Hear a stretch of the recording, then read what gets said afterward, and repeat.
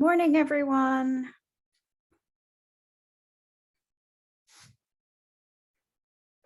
Hello.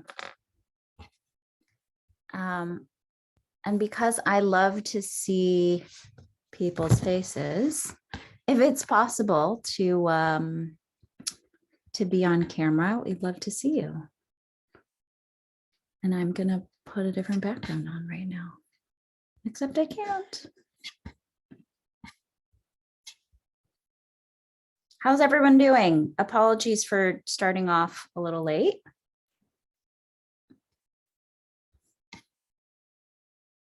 All right, I am going to start sharing my screen and we will get started.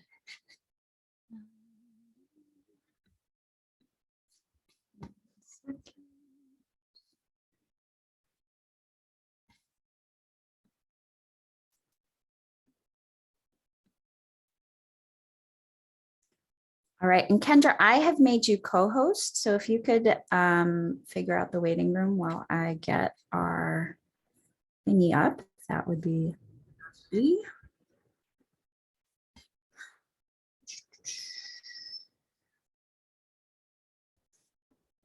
Share screen.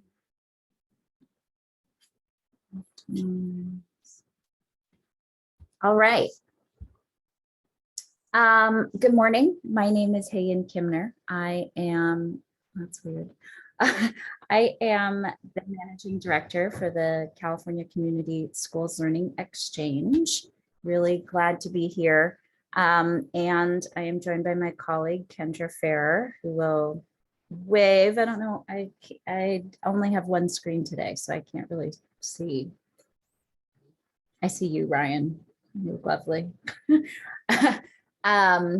And we're really excited to be here to talk about the Expanded Learning Opportunities Program in community schools. So I know we've got some folks that are coming in. Good morning, Jeremiah. Good to see you. And what do you think? Should we just get started? There's a couple more people that are trickling in. If folks could just put in the chat maybe what part of the state. It's always fun to know how people answer that question. Part of the state are you joining us from? And then we will get started. Again, my name is Hayen Kimner. I'm the managing director of the California Community Schools Learning Exchange. And Kendra Farrer is our research director. She's also here. But let's get started. Kendra, what parts of the state do we have represented? We've got Oakland, Fresno, Santa Clara Valley, San Diego. Nice. All right. Okay. Riverside. Nice. I'll keep letting folks in as they come in. Okay, awesome. So we have about 83 and a half minutes together or so. And this is what we're hoping to do over this next set of time, just really provide an introduction to the community schools framework, and then spend a little bit of time talking about extended learning programs through a community schools lens, specifically since no matter where you are in the state, you are recognizing that there is a lot of money that is a good thing and also a challenging thing. I'm sure some of you have heard of the most recent challenge that is facing LEAs, the plandemic. We are being bombarded by plans and plans and plans and plans. And we want to spend some time talking about community schools within that context, and then also some next steps. We'll also be doing, depending on how many folks we have, we might do a couple of breakouts, but we'll just sort of do the youth development expanded learning way and wing it. We'll see what the numbers look like. So just a little bit of context. And before we do that, I know that we are in, I don't know what year this is, 2, 3 of of distance learning tools.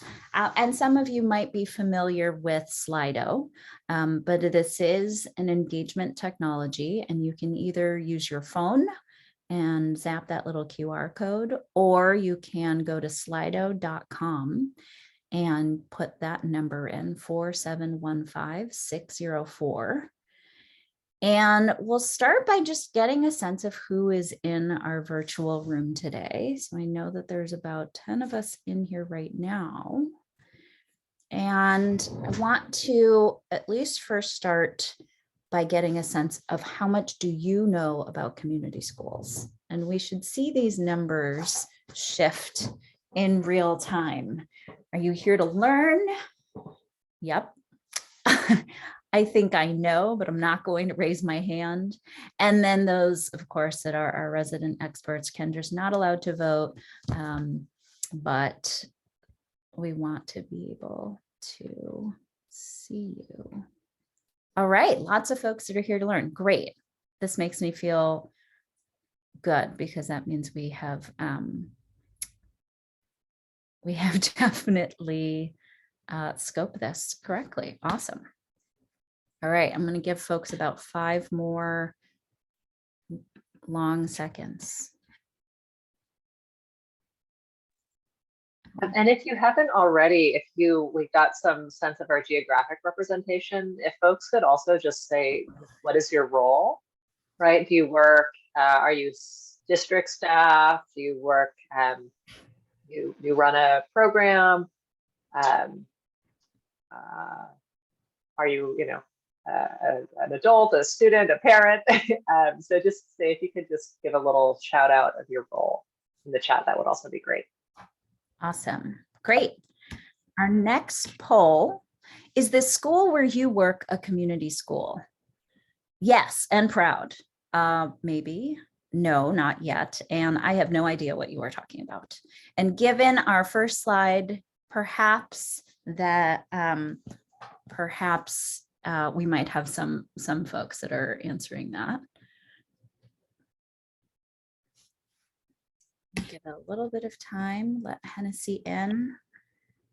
Hi, folks. Thanks for coming in. We're just doing some understanding who is here joining us. And so if you go to slido.com and either put in those numbers or take out your smartphone and snap that QR. Great. We've got a good amount of perhaps maybes. Okay. Awesome. And then, even though this is a group that is generally new to community schools, it's been part of the grapevine buzz, certainly for several years, if you're me, several decades, but definitely over the last several months. What do you think are key aspects of a successful community school? This is an opportunity to, we're going to be populating a word cloud, so feel free to tap in some things. Great partnerships, relationships and resources, integration. Yeah, I don't believe this is all people new to community schools. Whole person, love it. Coordination.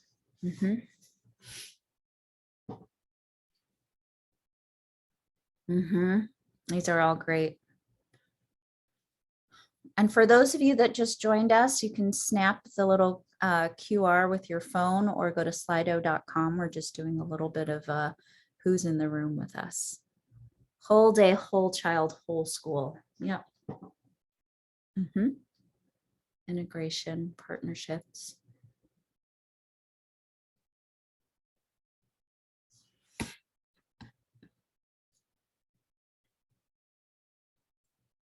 Authentic. Give it a few more minutes. And by minutes, I mean seconds. Okay.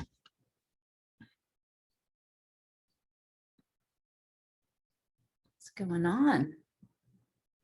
Good morning, folks that are just joining us. We're just doing a little bit of some framing of this session on expanded learning opportunities program and community school strategies. And we're doing a engagement through slido.com. That's the number you see on the screen, or the QR. And we're just, for those of you that are in the room, lots of people still coming in. What are key aspects of a successful community school? And if you are like many of the folks that you are joining, there's a lot of, I don't really know, give this a guess. This is not tied to any one person. And this is mostly so Kendra and myself have a good understanding of where folks are. For those of you that are just joining, my name is Hayan Kimner. I'm the Managing Director of the California Community Schools Learning Exchange, and I'm joined by Dr. Kendra Fair, who's our Research Director. We're really excited to have you here. Okay, great. Coordination, equality, relationships and resources, authentic, a lot of whole collaboration, parent engagement.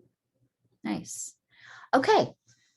Now, what are some key aspects of a successful expanded learning program?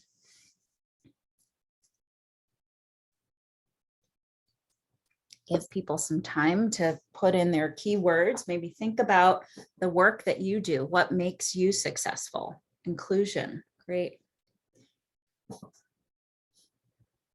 What's something that you have learned over time that makes your work successful? Access.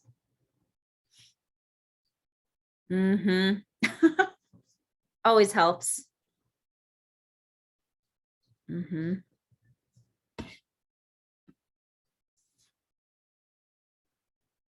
Good morning, welcome if you're just joining us. My name's Hayan Kimner. I'm the Managing Director for the California Community Schools Learning Exchange. We're doing a little bit of some level setting to understand. So Kendra and myself have a better understanding of who we're hanging out with for this next hour.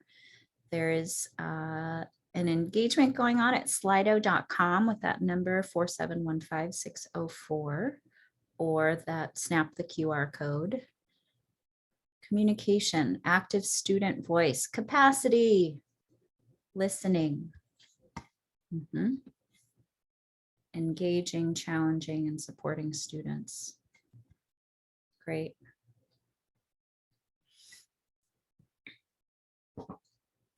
Site admin support. Capacity. Outreach, communication. Yep. Iterative, like that. Family engagement.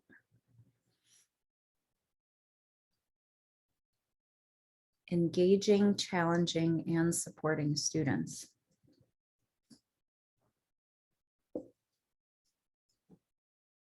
Okay, about 10 more seconds.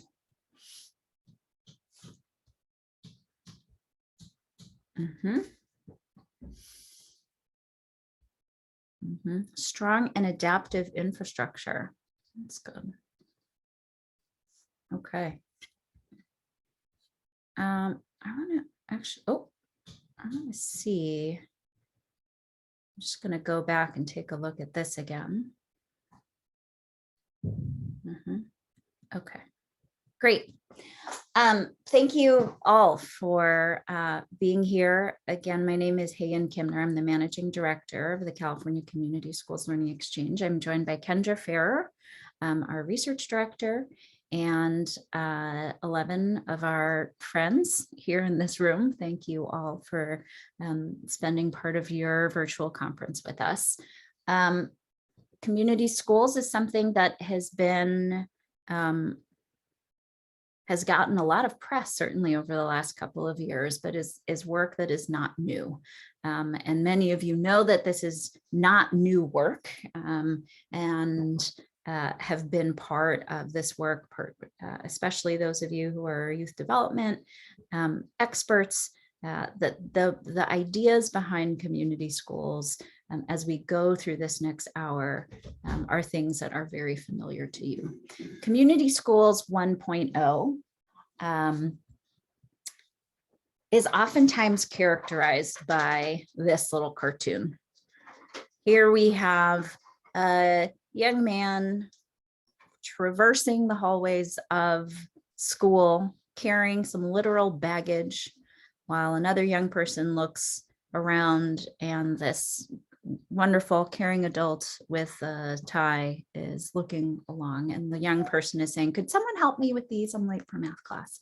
Now, this is something that I used a lot. So I've been doing community schools work since 1999. And when I first saw this cartoon, I was like, yes, this is what we're doing. We are removing barriers to learning. We are helping to support young people have access to schools. And I think that a lot of the times that this was the way that we described community schools work. We recognized that whole child meant that schools couldn't do it alone. So we had all of these partners: youth development after school, social services, physical, behavioral, mental health, family support and engagement, all bringing their services to the school site for access, for opportunity, and really bringing that to the school to deal with this young man's baggage. But one of the things that was absolutely clear about this was that we weren't doing that much explicit intentional work around transforming schools. At the end of the day, this was a fairly deficit-based approach to thinking about young people, and really about fixing young people to be able to deal with school. And one of the things that has evolved, certainly in my own work, as well as in the field, is that we've started to talk about community schools 2.0, not just as that collection of co-located or wrap-around programs and services. I get real twitchy when I hear the words wrap around, because this is about, as many of you wrote in our keywords, a whole child, whole school improvement strategy, where a district and their schools work closely with teachers, students, and families, and partner with community agencies and local government to align community resources behind improving student outcomes. Now, if you have any reactions as we go through this deck, please put them in the chat. I can't look at the chat. I just see a great number, 8. So let me, Kendra, just let me know if there's anything that I need to pay attention to. So that's a whole lot of nice words around organizing the resources of a school and community to support student success. But what are we actually talking about? You'll notice some of the keywords that were part of our word cloud showing up here. Fundamentally, successful community school strategies are about family and student relationships. This isn't about just having families or young people as clients or people that we need to treat. This is not a diagnostic strategy. This is about real relationship-centered, affirming ways of going about school, where there's youth voice, choice, and leadership. And one of the things that I saw in the word cloud for expanded learning was about youth voice, and absolutely. And you also know the person who wrote that down, and those of you that really recognize the importance of youth voice.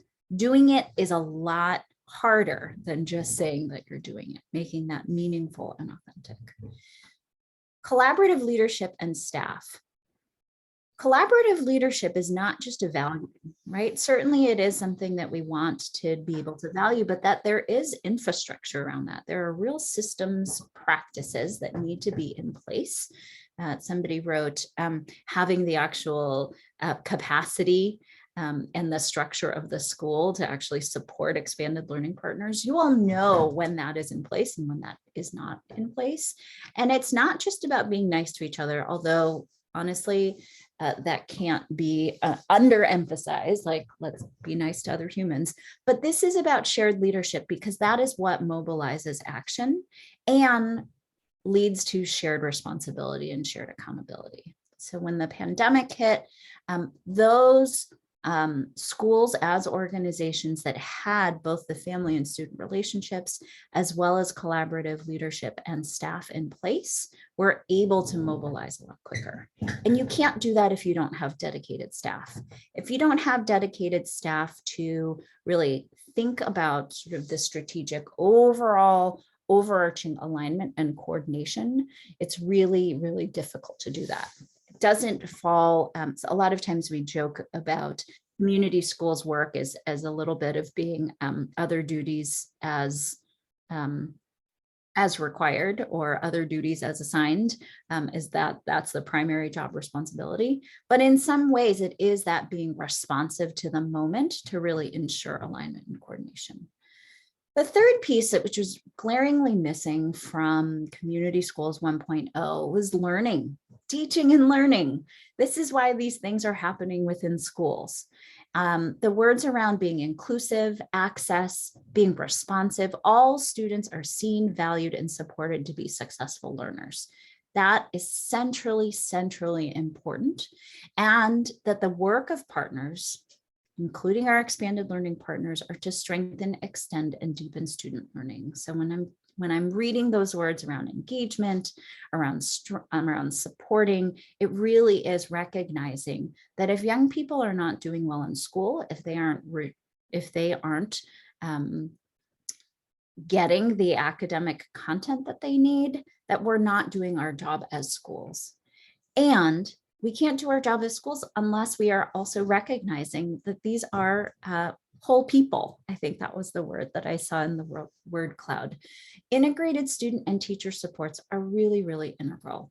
And I think that one of the things that has shifted over the last probably 5 years or so is recognizing that teachers are humans too, and recognizing, and we certainly have seen this with staff, whether it's school staff or expanded learning staff or other student support staff, burnout is real. And if we are not being proactive and responsive to their needs as humans, as whole people, that it's really, really challenging to actually both model and to be successful in our collaborative work. And part of that means investing in strategic partnerships to expand resources and capacity. No one organization has to do it alone, but in order to not do it alone, you have to bring people along with you. So what's the buzz? The California Community Schools Partnership Program, and this is actually year 2 of implementation. Year 1, cohort 1 was actually a allocation of federal COVID relief dollars and funded about 20 LEAs that had existing community schools to strengthen and deepen their work. The fiscal year 21 budget allocated $2.8 billion through fiscal year 27-28. Now, $3 billion, especially when we look at the budget expenditure for the Expanded Learning Opportunities Program, sounds, you're like, oh yeah, $3 billion, because, you know, ELOP was $4.5 billion. So, you know, we're just talking about billions. That's a really, really big deal. Just as context, the Federal Service Community Schools Grant Program, which is probably now almost 15 years old. Last fiscal year, it was $30 million for a national competitive grant program, 30 million. That has now gone up to 75 million. The administration is hoping that in following budget years, they can increase it to 450 million. California has allocated $3 billion in grant awards for LEAs in partnership with county behavioral health, early childhood, and community-based organizations, nonprofits, around either planning grants and or implementation grants. So these are for those LEAs to either go through a strategic planning process and then submit an implementation plan to be granted, and or an implementation grant. The Community Schools Partnership Program, CCSPP, also includes a central technical assistance hub and at least 5 regional TA centers to be provided in consultation and collaboration with the statewide system of support. So that's like a lot of policy gobbledygook. But the sort of big highlight message there to really emphasize and underscore. Hold on one second.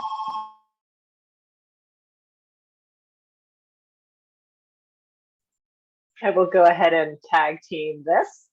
I'll let Hayan finish that thought when she gets back. Oh, there you are. Sorry, I'm at my parents' house right now. This is my whole humanness coming through. That the emphasis is really around learning and capacity building. Community schools work is not like a, as long as we have been working on this stuff, it is stuff that we have to learn and that our field is still evolving and developing.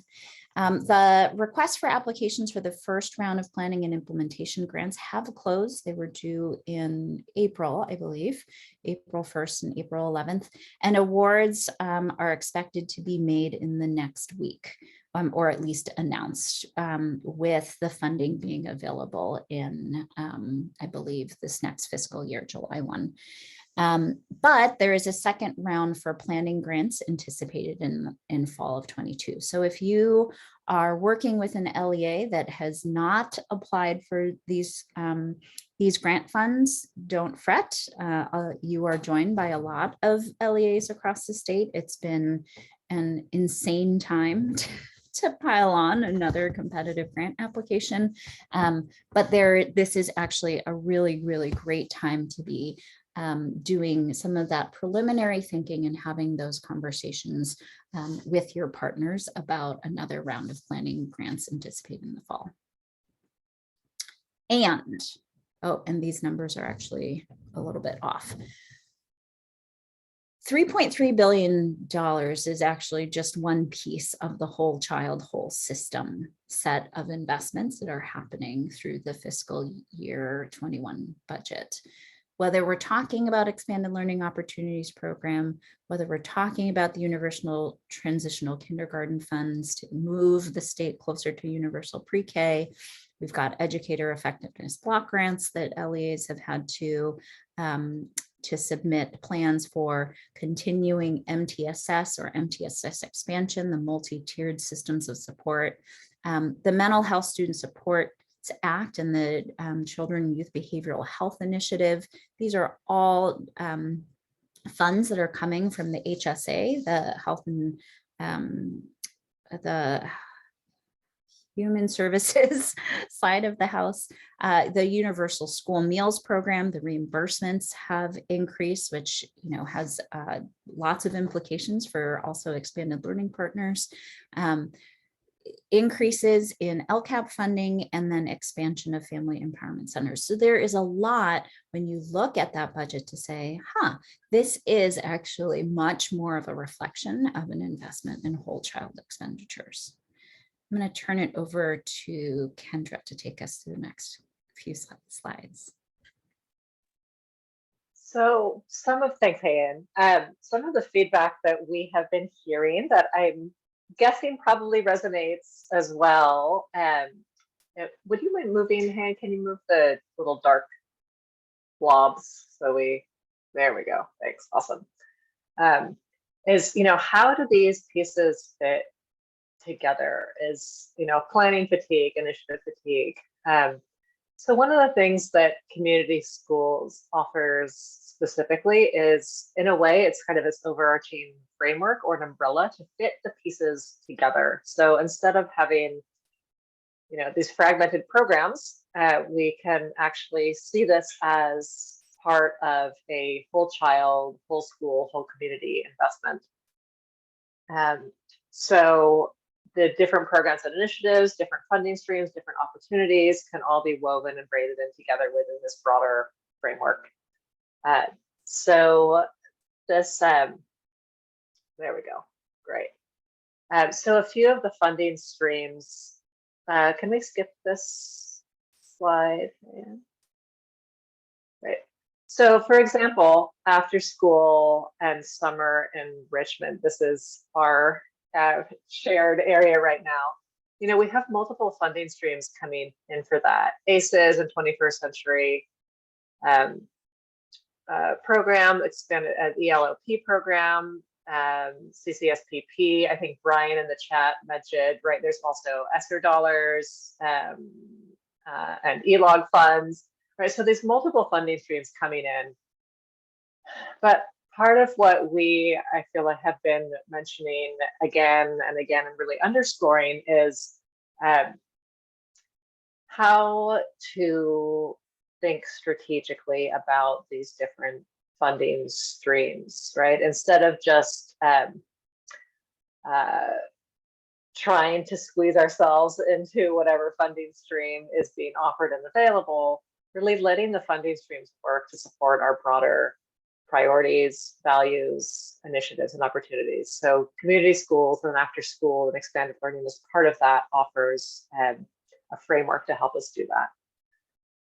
So if you've talked about community schools or heard about community schools, you may have heard about this kind of the 4 pillars of community schools: integrated student support, family student engagement, expanded learning, and collaborative leadership. We talk about it a little bit differently, and that we recognize that there are these kind of programmatic components of community schools. Yes, it is about offering integrated student and family supports. It is about engaging families and youth in meaningful ways. It is about expanding and deepening learning, and that includes universal transitional kindergarten. That includes expanded learning programs. That includes, you know, more and deeper learning and linked learning. So really, it's thinking about how can we bring a whole child approach to all aspects of the school. Can we go through, Hayan? All right. All right, just tell me when you want me to stop. Oops. Ah. Yeah, perfect. Okay. So what does this actually look like in real life? This has been a lot of kind of context setting and level setting. Let's hear from this, Layla. This might be a familiar place to you, one of your Oakland colleagues. Let's hear a little bit about what this actually looks like in real life.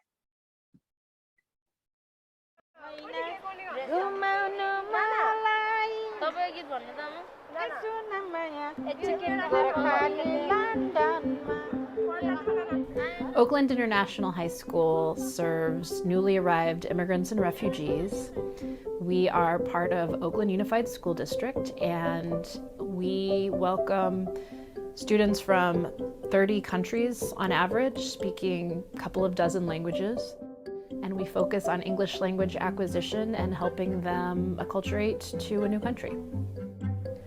As a community school, we're working with resources throughout the community, throughout Oakland, throughout Alameda County, in some cases throughout California, to provide services and support here on campus to both connect our students to that wider community and also to forge and build this beautiful community here on campus, and to really create a community system that feels like a family.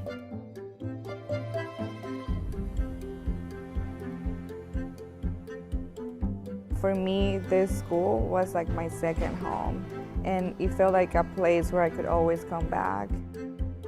Now I'm glad that I'm back to work for this school and this community. It's critical that our school be serving not just the needs inside the classroom, but also the wraparound needs outside of the classroom. To do this, we rely on strategic partnerships with community organizations that have expertise in particular areas. We also rely on our partnership with Soccer Without Borders to provide free sports activities for our students, and they also provide health and wellness activities. Being a program partner at Oakland International, I think, supports the students and families in a number of ways. First, we provide programming outside of school time, so During after school, we run a soccer and educational programming that supports the students after the school day is finished. And we also have a lot of weekend programming. So that keeps the students engaged in positive activities where they're continuing to develop their English skills, building positive relationships across cultures.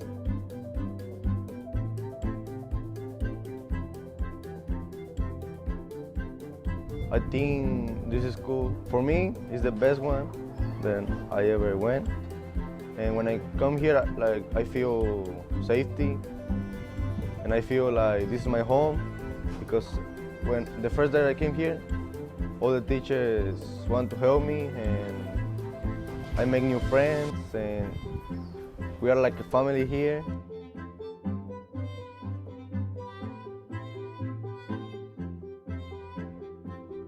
The difference between this school and a lot of other schools is that we really consider ourselves to be something like a family.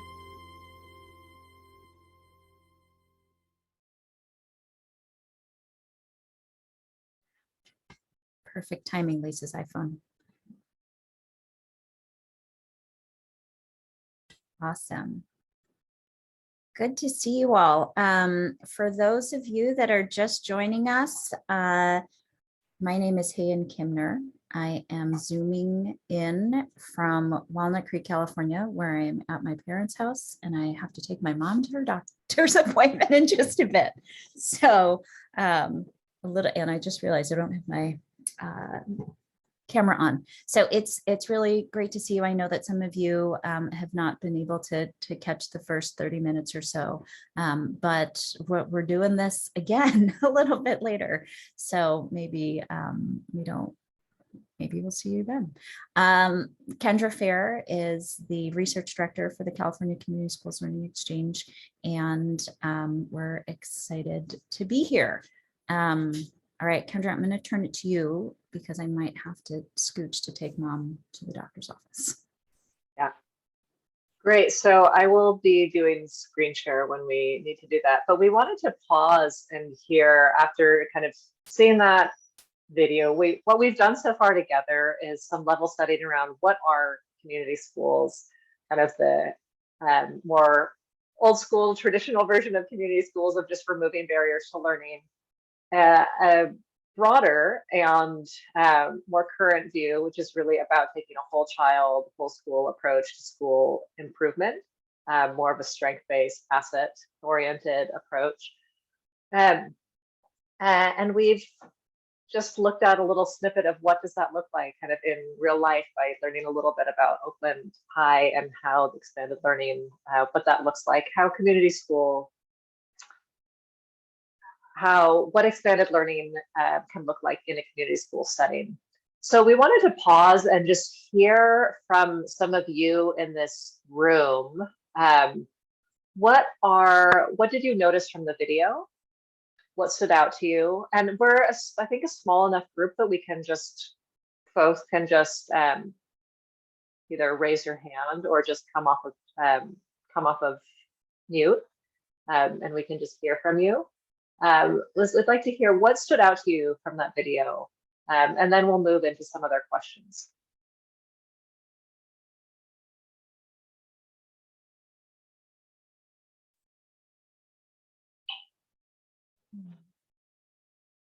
Particularly those of you that I know that there's at least one or two of you that said that your school is a community school. How are you sort of thinking about your work and your role with regards to community schools, also given this information? And also, if folks have questions, please put them in the chat as well. We can go with raising of Zoom hands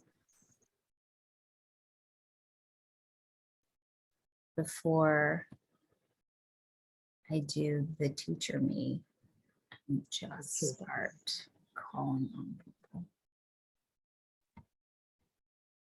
That was a nice smile. See, Franz, I don't know what your name is, but I would love to hear some of your reactions. Yeah, it's Corey. I run a program at an elementary school in Riverside.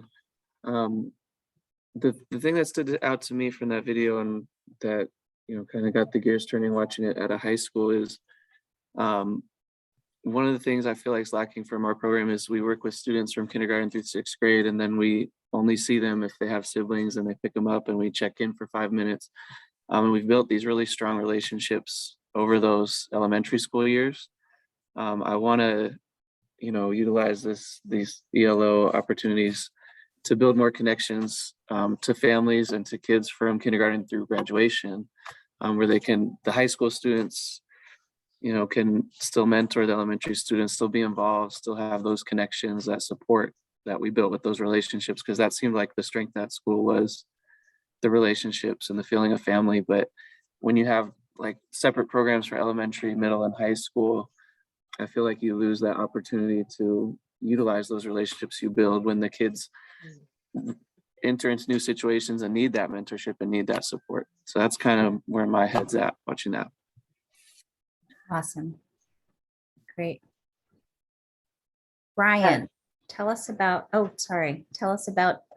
how being nice gets you really far and some of your thoughts. Just watching the video, I mean, it was interesting to that school where everything really seemed to be geared around student success. All the programs, I mean, I know, and I have some of the same hesitations with wraparound services that I think I heard you express, from kind of the older models. I mean, they really seem to be doing the wraparound services well. Community schools is much more than that. It needs to grow into much more than that. But the Oakland video seemed to be doing a really good job of at least that kind of first phase in it. But I'm sorry, I missed your first name, but the gentleman from Riverside, I used to work in a K-8 district. We did a lot of stuff. We had great relationships with students. They weren't technically community schools, but it was a small community. And we always had challenges because then they would go away to high school and they weren't part of our system anymore. And we would lose track of them. They would come back. And because it was a small school district, a small community, a lot of the community resources were centered on the school district. And so we would see them come back to take advantage of those type of resources. I don't think we ever did enough to open those types of resources to, our alumnus and things like that. And even families and communities, even though they used our resources or were part of the system a lot. But that's I think a great area of growth is really making it, a community pit stop. And so it doesn't matter whether you're a K-6 student or a 7-8 or a high school or a kid who's gone off to college or something like that, that school district and that community center still is there to serve and meet their needs, ideally. Yeah. Yeah. And Brian, and I'm sorry, was it Corey? Was that your first name? Yeah, awesome. Thanks, Corey. I think what you're both talking about is about that need for linkages, and it's about that system alignment, right? So we think about what are those opportunities for growth and for leveraging community school resources and bringing in that community school approach into the expanded learning space. Increasing some of those linkages and coherence across school levels could be an area of strategic growth and a way to potentially access a way to leverage CCSPP funds, right? And to be engaged in conversations with your districts, the districts that you work with. So just planting that seed.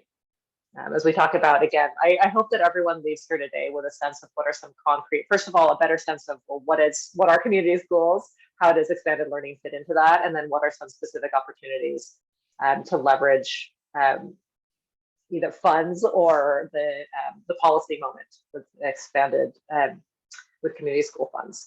So I saw a couple other hands go up. Jerry, yeah.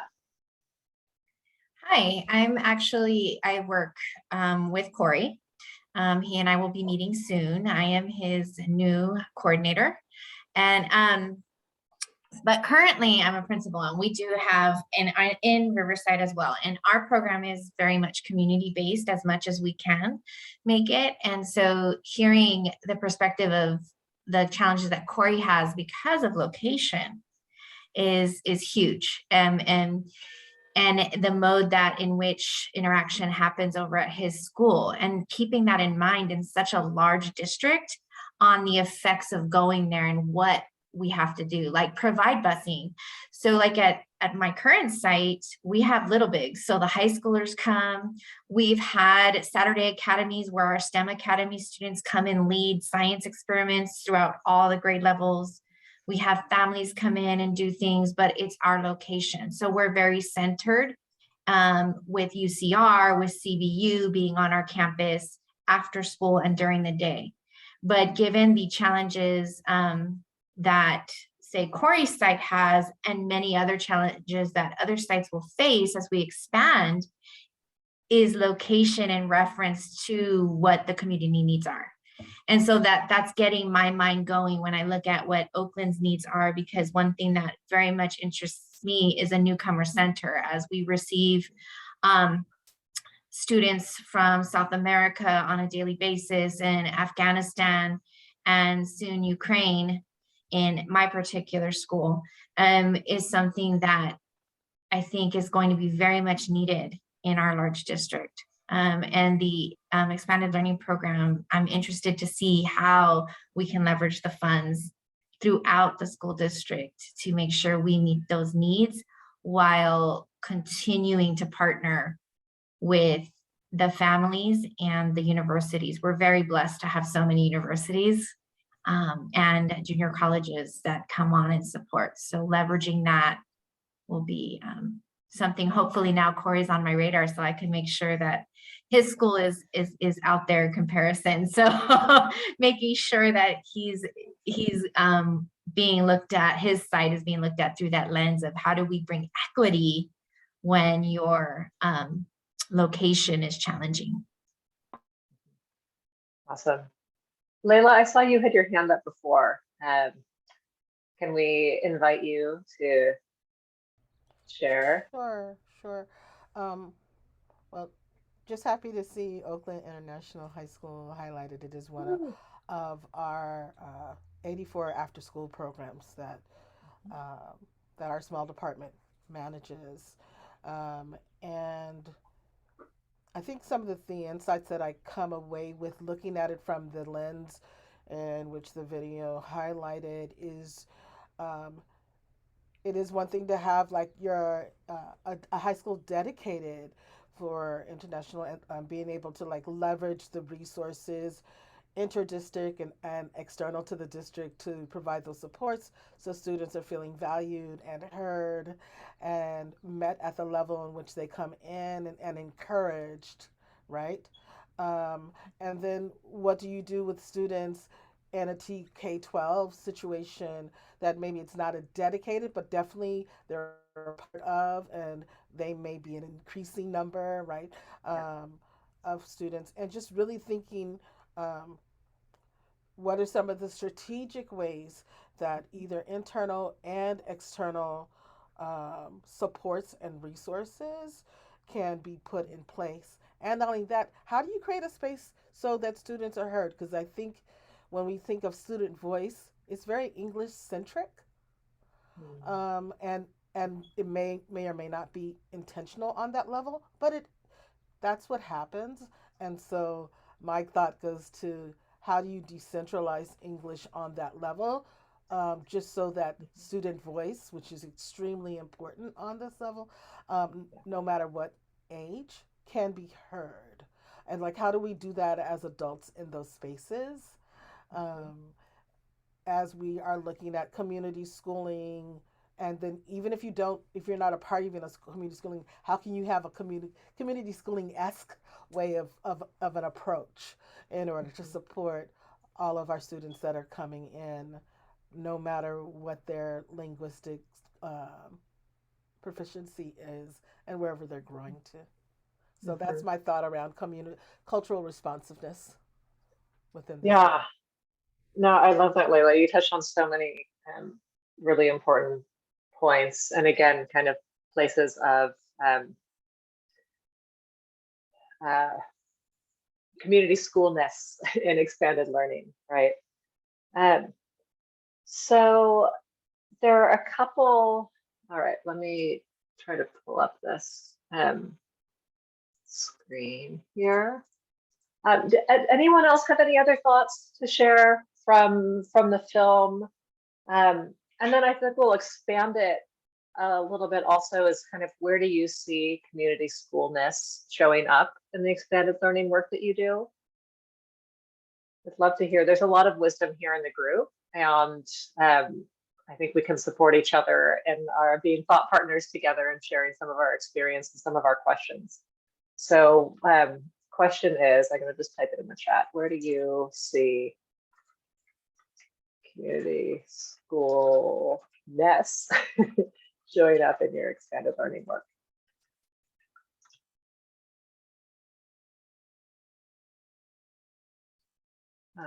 And I am going to see who else can we call on. Can we call on Rebecca? Or Anna? Tariko?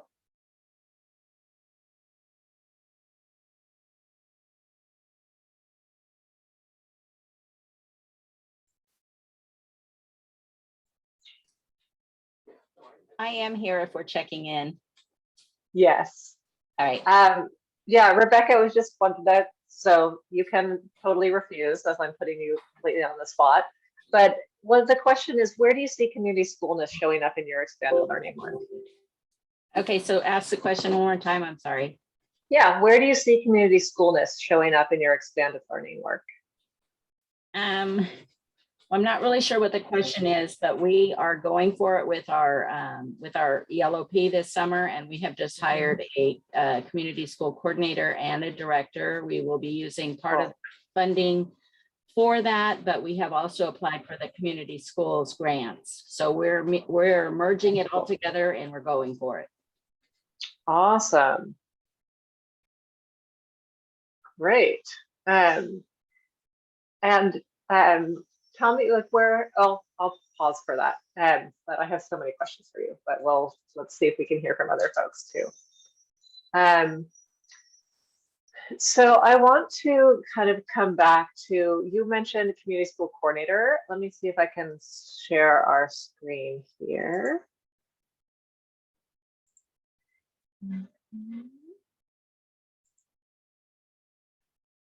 Can you all see the slides again? Yes. Okay, yes. Awesome. Great. So Rebecca just mentioned community school coordinator. And again, this is what are some of those concrete opportunities for leveraging community school resources to support expanded learning work. So what is a community school coordinator? I feel like actually some folks in this room could also respond to that, but I'll give a brief overview, and then maybe folks could share a little bit of, if you do have worked with a community school coordinator, what do they do and how are they involved in expanded learning or supporting the goals of your expanded learning program? So community school coordinator is really kind of a high level administrator that works in concert with the principal or the school leaders. They're often part of the school leadership team, cabinet, responsible for coordinating the additional resources. They're often focused on school culture and climate issues, on integration with partners. So they really serve as the bridge between schools, families, partners. They often are involved in some of the family engagement work. They spearhead coordination, integration, and can be in a way that person who helps to hold the community school vision, as well as some of the real concrete people power needed to gather folks together, to run cycles of continuous improvement, to look at data together. So I'm going to see, so for every dollar invested in community schools, the community school coordinator, they return approximately $7 in net benefits. I love referencing this study because we often think about some of the coordinator type roles, and what is the value of the coordinator roles? How do we show the value of that? So this is a wonderful study for those folks who care about return on investment and making the case for the value of this type of role.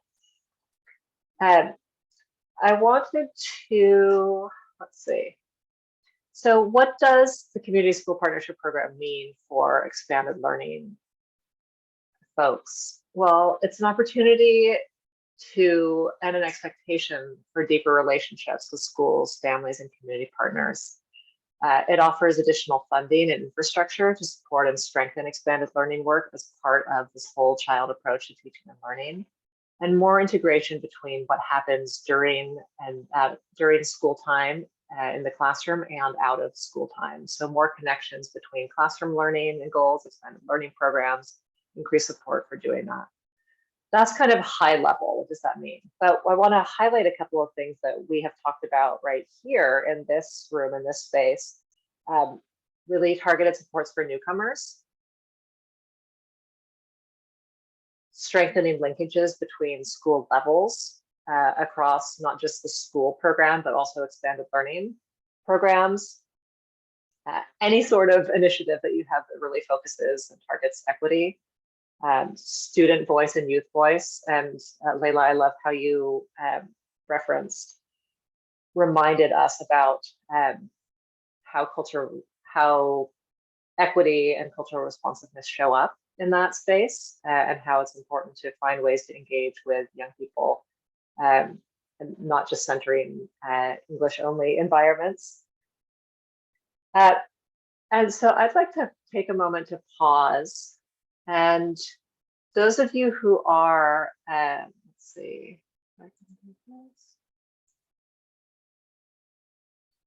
So Rebecca, could you share a little bit more about what you and your district, you said you're going for it whole hog. I'd love to put you on the spot so you can share a little bit about that and what that looks like, how that came about, and whatever your goals and priorities. Okay, so we're a small rural district. We have about 1,000 students, and we were bombarded this year, and I'm actually the CBO. But for some reason, this all interested me. So we started way back last fall to set up our program. We are greater than 80% free and reduced. So we did get the higher ELOP amount. So we knew our teachers were tired. We did post that we wanted these teachers, and then we went looking. So we got karate, we got Woodland Opera House, we got from another webinar, we're doing Quest, and we're doing YMCA swim lessons on top of our migrant program. We've always had a migrant program because we're migrant funded. So we're going with it in that method. And we had tried for the community school grant last year, but didn't get it. And so we're trying for that. But we are going to have a 9-hour day, of course. This year, it's opportunities. It's not, problem, it's opportunities, figures out how we can get it done. My superintendent wasn't interested because everybody's tired, you don't have the time, but I do have one principal that's been on board, and we're getting it done. We knew we needed to offer it to half of our unduplicated students. We've offered it to all TK through 8. We're trying to get them scheduled. It's just been great. And then I had talked to a guy that's a counselor in Woodland, and he actually coaches our soccer team. Well, he talks all this stuff. He talks intramural, he talks community, he talks, that all the other words that I don't use, like the MTSS and, all that stuff, but he's on board with all of that.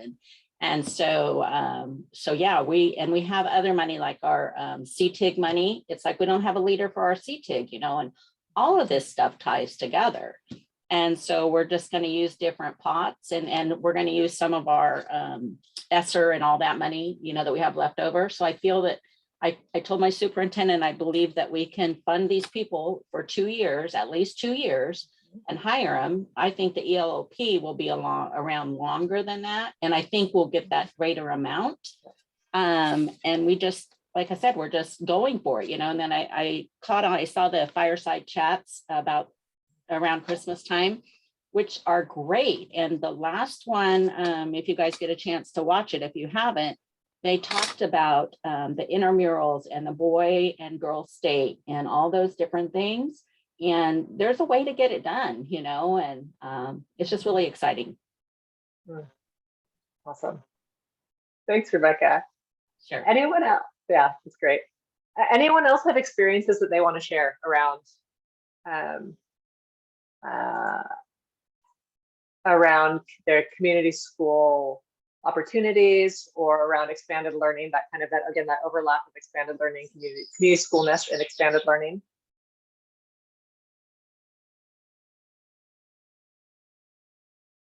So I did see that somebody had the comment of not putting admin. So we did make one admin, but since it's categorical money, it won't hurt our admin to teacher ratio.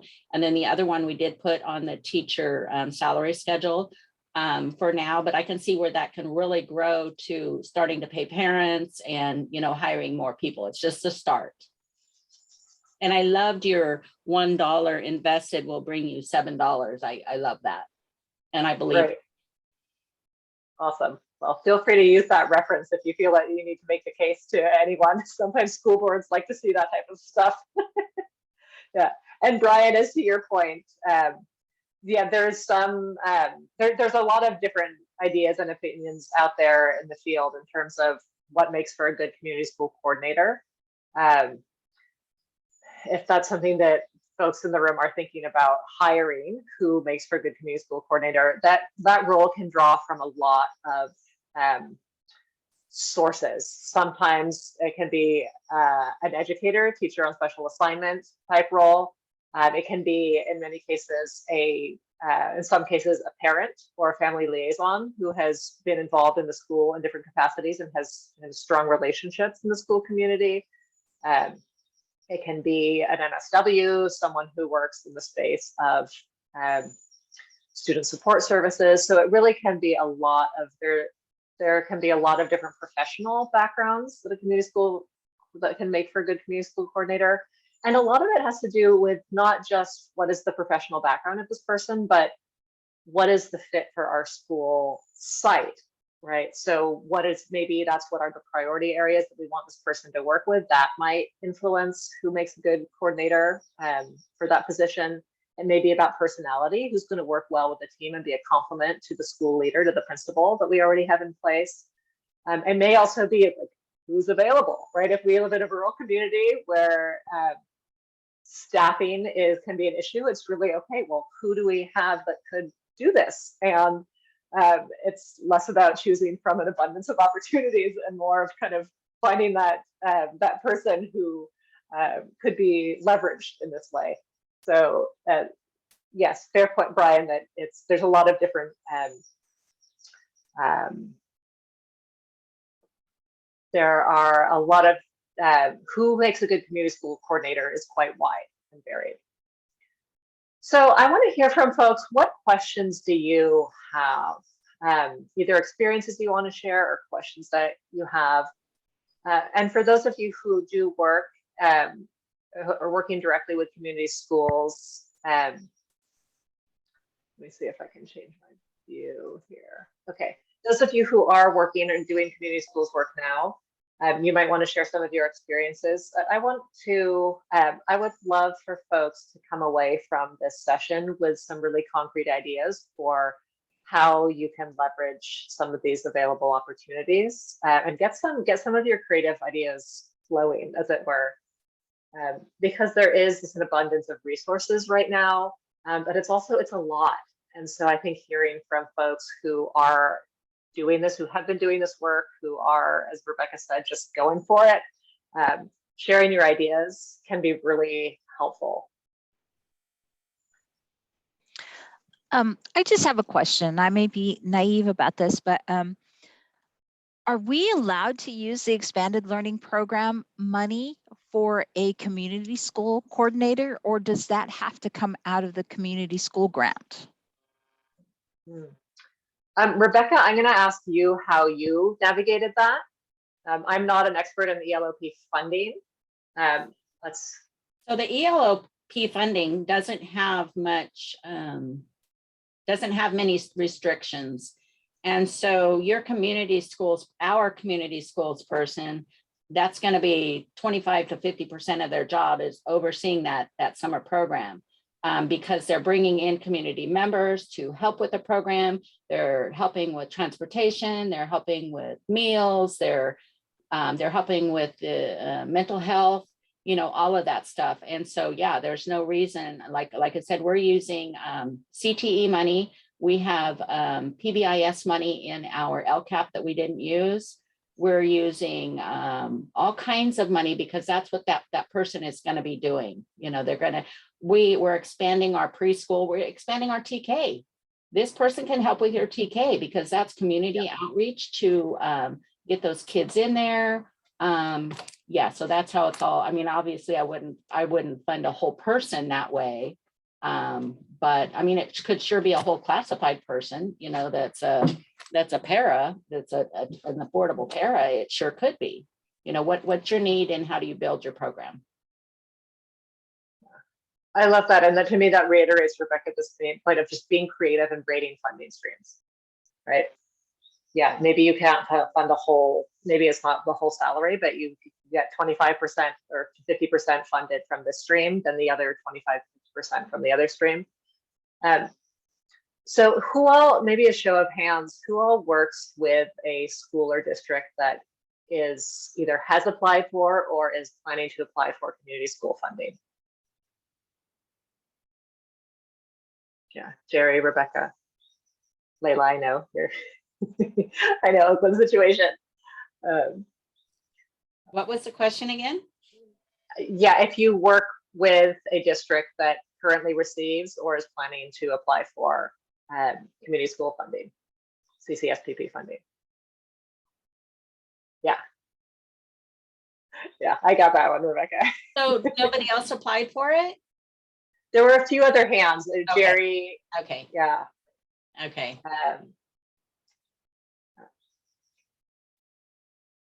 All right. So what other opportunities do you all see or questions do you have? We'll take about maybe 5 more minutes together and then we can end a little bit early. Can I share a little bit? I don't want to dominate the conversation, but Please, Layla, bring it on. Yeah. And I'll just take a couple of minutes. So this is the part that we're doing a lot of our learning on. One of the things that for Oakland, we just acquired 10 more schools within our district. So now we're in every school, which means that we have hill schools. We call them hill schools. They're the schools that have the more affluent parents and families that have always paid for programming, and maybe 1 to 10 students who are unduplicated might get the opportunity each year to be a part of an after-school program. And so within the last 6 weeks, we've transformed that so that next year all 10 of those schools will provide programming for 65% of the number per each school as opposed to the 50. It's pretty ambitious, but we're trying our best. But one of the things that we've been working with, just so this inter-district, is leveraging our work with our RG team that's at the district, as well as our AOL, which is Oakland Athletic League, or OAL, excuse me, in order to bring elementary school. So we're just looking at where are all the ways, like, and Office of Equity as well. What are all the different ways that we can support by bringing resources to departments that don't necessarily do work in expanded learning, like they only go until school ends? And then how do we bring those resources that we've been begging for all these years? You're like, these are the same kids after 3 o'clock, after 3 to 6. How come those services aren't available to them? And so here's this opportunity to do that. So when I say we're community school, but then in expanded learning, you have to be even more community schoolness. You have to really be reaching out. And ELOPE is actually creating the space for us to be able to fund so that they can either hire other people that are directly focusing on expanded learning from these departments that have been categorically utilized during the school day. Now, we don't know if if we're doing something wrong yet, right? Mike said, yo, just jump out there and do it. You got a year and a half to try it out. So we're just trying to be fearless and brave and thoughtful all at the same time. And then we're also really thinking about our special needs students who don't get those services in after school. So also creating those spaces. So we're looking like not from a deficit space, but like we're looking truthfully at our gaps and just trying to figure out. And it's hard because people haven't thought about it like this. Some of it we have to do some convincing. But I think that in community schools, when you're transforming that way of thinking, everybody has, you're going to run into folks that are like, this is not traditionally what we do. Can we do it? I don't think so. And you just have to say, we're just going to try. And so I'm looking forward to failure. So I'm just going to say that. And I'm going to embrace failure, and all of the joys that come with it and all the learnings. But I just encourage us all, like, right now's the time to dream. And so if there wasn't any other opportunity to do that, I know that sounds probably altruistic or really super optimistic, but I have to hold on to that because I don't know when that opportunity will come. And really, whatever we can bring to our families and our students right now, and bringing that community school mindedness within expanded learning after 3 p.m., let's do it. Why not? It's nothing holding us back. We got all these resources. So that's just where it's more just coming from a space of like, I want to just embrace being in service of the we, and this allows us to be in service of the we. Layla, that's great. I feel like we could just end there, but I'm going to also ask, could you say a little bit more about how you've been approaching the other folks in the district, and what specifically are you? It sounds like you're engaging in collaborative conversations that maybe have not happened as extensively before, and and what does that look like? Are you talking about kind of sharing and leveraging ELOP resources to strengthen alignment between? Yeah, we've learned to formalize it like internal RFPs, like requests for proposals, so that folks have like some sort of container around like what the expectation is. We're really clear about what ELOP and ACES, because it mirrors ACES, right? So at least we can pull on those pieces. And then also maybe containers around the amount of money, or the types, or depending on like how many students can be shared and all of that. So because we're able to give that kind of freedom, now even our interdistrict folks within those departments can dream big. So now they're like, well, we've been doing all these work with Arabic speaking families, but it's just really hard to do that in after school, especially for females, and because of the cultural and religious mores. Like, what do we do on that level? And so just as an example, we're doing that for summer. We're also doing that for coming up for our K through 6. Not just specifically Arabic, but that's just an example.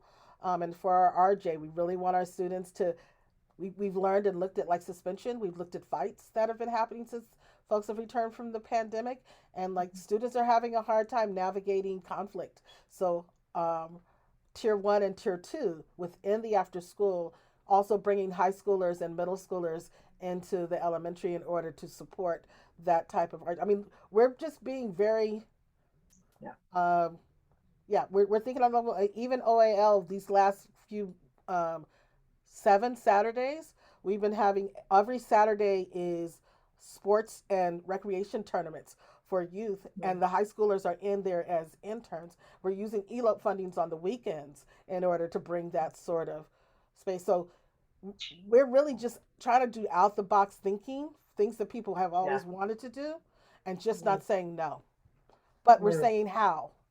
We are intentional about our how. So that proposal piece, because folks aren't used to like figuring out how much money and what to do, it just helps them to contain it. So we trialed it this spring, and now we're like totally jumping into it with coming with the school year. Awesome. Any other? Thank you, Layla. That was fantastic. Any other questions or thoughts? Yeah, Brian. Yeah, I think that's fantastic, and I really appreciate the strength of when you talk about articulating the day program with the after school program and the continuity with that. I think that's something that we've been seeing in the most successful kind of after school and extended programs, is that it continues to flow through the day. Services that are available to kids in the day are available after school. There's communication between after school folks and the kids during the day, classroom teachers and things like that. So it's not just a new thing or homework help, it's actual continuity and some flow. And so that's really strong. I think the other one that I just wanted to just bring up again that we've seen being really effective. I'm with CTA these days, California Teachers Association, and we've been supporting the idea of community schools for a long time. But as this latest round of community school grants have come out, it's accelerated all of that. Oh, you've got a month to apply. Quick, come up with your plan, and bam, bam, bam. And so in a lot of places we had ideas of developing relationships with the community and educators and school administration over years, and a lot of that had to get accelerated. And one of the things that we've found as we've talked to our members around the place is, there's some amazing examples of community schools out there and people doing good work even before these grants. But there's also places where on paper it says a school is a community school, but if you talk to the parents at that site and you talk to the teachers at that site, nobody knew. And it's kind of either a top-down thing or something somebody applied to get a grant and they've got it on paper somewhere, or, and this is where I have some of the hesitation about the wraparound services, it's someone somewhere up deciding that these are the services that they need at the school site, and they may be great services, but nobody at the site is kind of contributing to the conversation about what do we need. And so really that idea of shared governance, about talking to the parents, talking to the community, talking to your educators, talking to your paras at the sites about what do they need, which is kind of where my comment about, sometimes your best community schools coordinator or liaison is somebody, with that site experience, rather than a well-intentioned person who may be disconnected from those.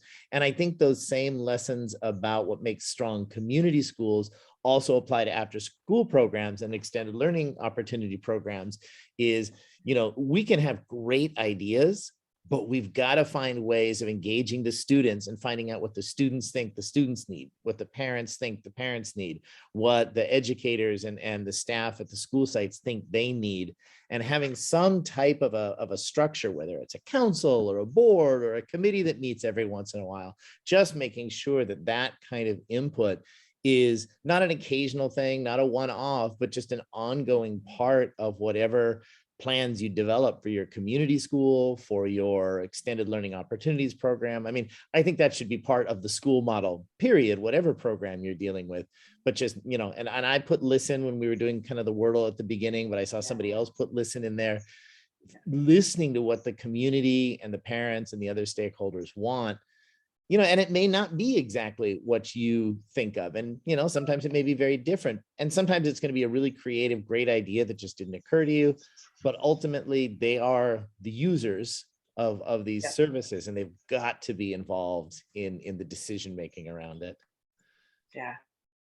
Yeah, absolutely. And again, especially when folks are coming from different backgrounds, different languages, different cultures, right? We got to make sure that those are shaping what is being offered back. That those are co-constructed, right? And that's definitely, I'm so glad that you brought up that point, and it, I think, builds on what Layla was sharing earlier. It's really, that's a strong feature of community schoolness. It's, hey, let's build this together.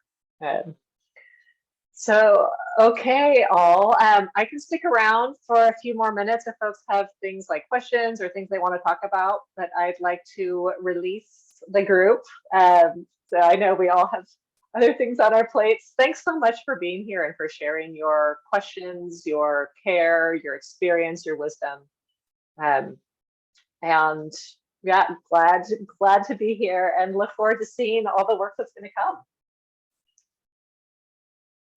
Thanks all. Thank you.